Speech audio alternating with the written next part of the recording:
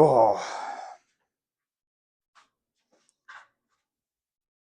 So today's story is about me buying a $400 Canadian frame used that was branded as a Nove. The person that bought it had tried to do something with the paint, messed it up, didn't want it, and sold it to me. What I did then is put sort of an economy level group set on it, well, Ultegra with some decent components. Then I ended up falling in love with this bike. The only issue I really had with it, like trust me, this thing rides fantastic, was that it had a straight seat post on it and I wanted a layback. That's when I went to the internet and figured out that there was a war between Durianrider and Phil Gaimon, and then found out that this was likely a Lightcarbon 007 V. I don't know why they say V when it's really rim brake. And I confirmed that when I contacted Wendy at Lightcarbon, and for $120 replaced this Lightcarbon seat post with that one. So this is a Lightcarbon 007 V brake. They no longer make these, which is unfortunate because it's an absolutely fantastic bike. And in my title, I said I got rid of my Superbike. That was a Cervelo R5 last generation with 9100 Dura-Ace NV rims, like same tires, same tubes, the whole thing. But this thing just rode so much better.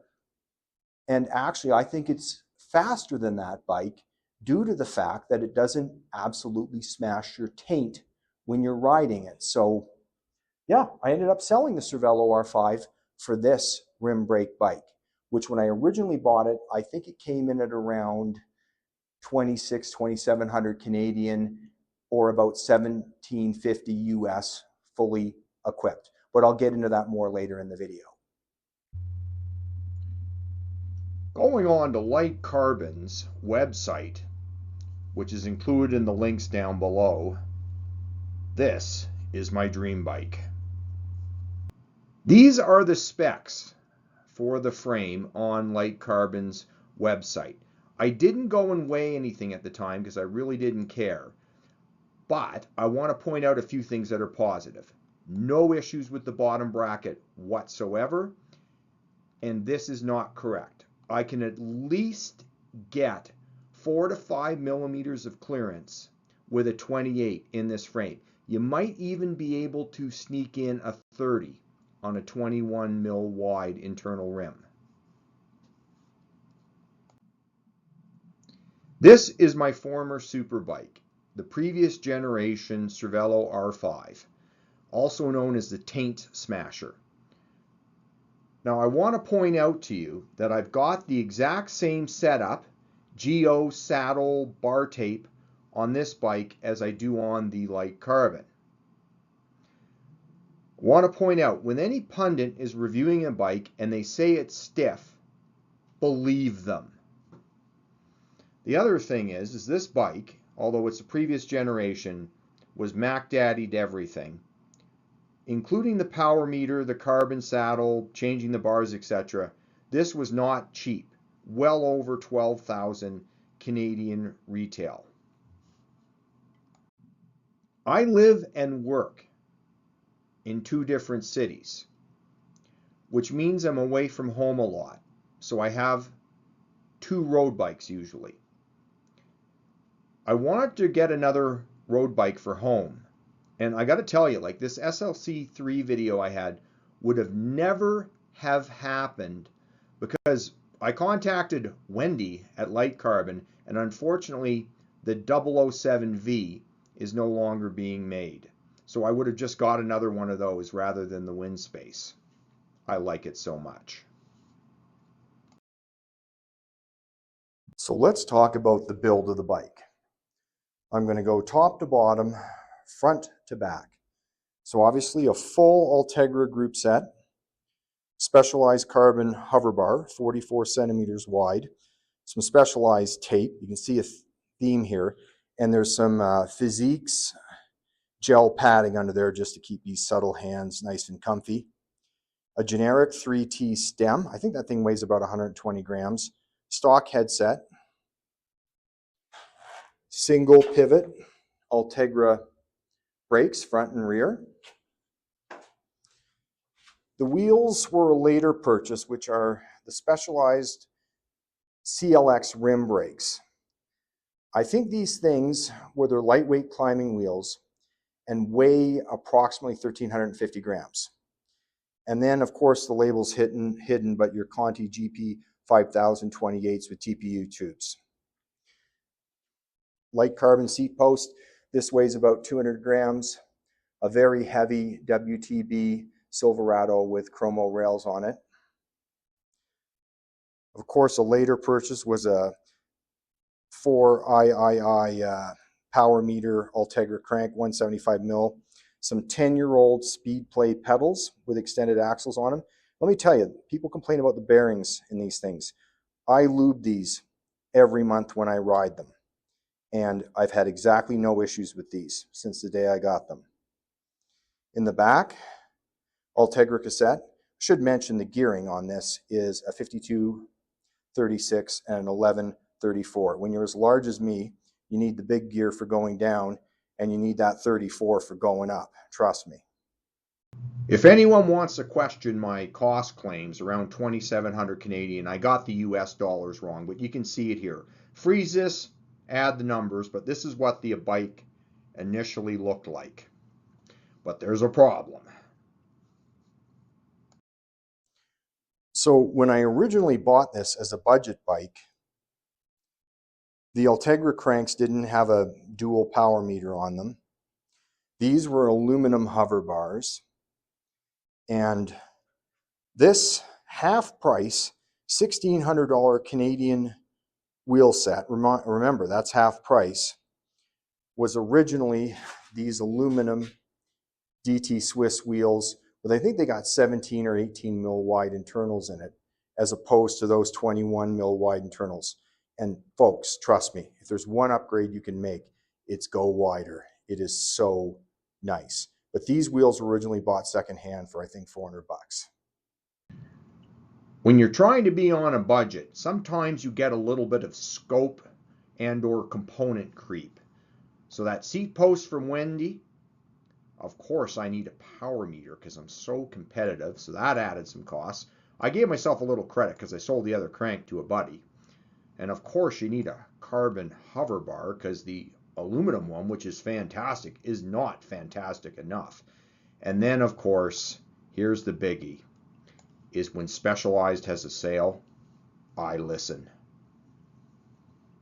But you end up with, essentially, a bike which is close to 5,000 Canadian. So I'd no longer call this rim braked 007 an economy bike after all of these upgrades.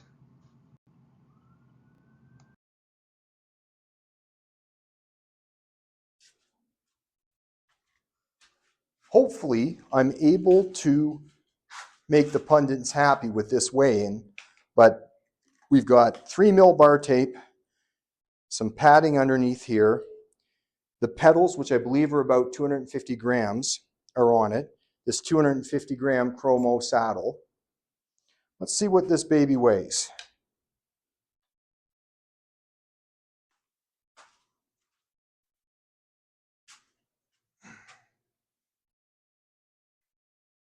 I'll just flash that.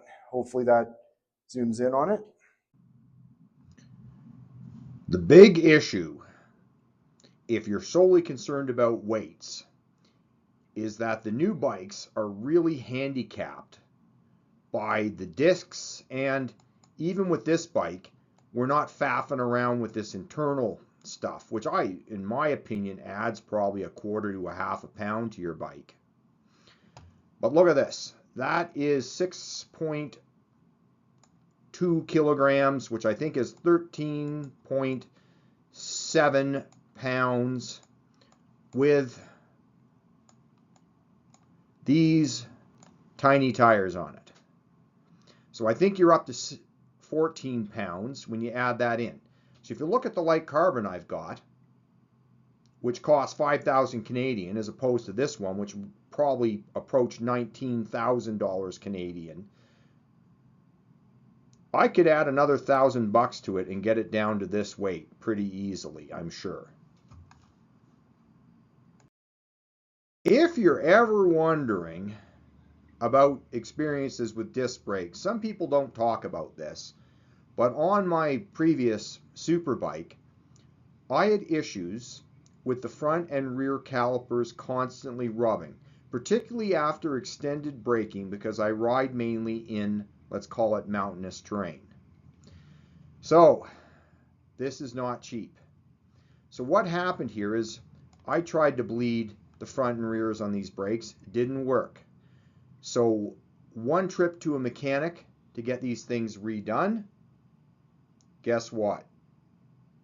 Didn't solve the problem. Went to another mechanic, got these bled again. Didn't solve the problem. That includes truing the rotors. Guess what? Didn't solve the problem. I ended up buying new front and rear calipers on this bike and new rotors. And sure enough, a couple weeks later in the mountains, well, not as bad, it starts rubbing after about 10 minutes of descending. My total cost was roughly around $1,100 Canadian faffing around with this issue. And guess what? At the end of the day, we still had rubbing. Now, what about rim brakes? For those of you that are relatively new to cycling and may not know about rim brakes, I want to show you how you bleed a rim brake. Watch this. And up here too. There we go. That's how you bleed a rim brake while you're riding, in case there's something wrong with your rim. Don't try this at home with your disc brakes. Oh, look. Look at that. Nothing bad's happening. Oh, look. I can do this as long as I want. Nothing's going to pop out of anything. Fantastic.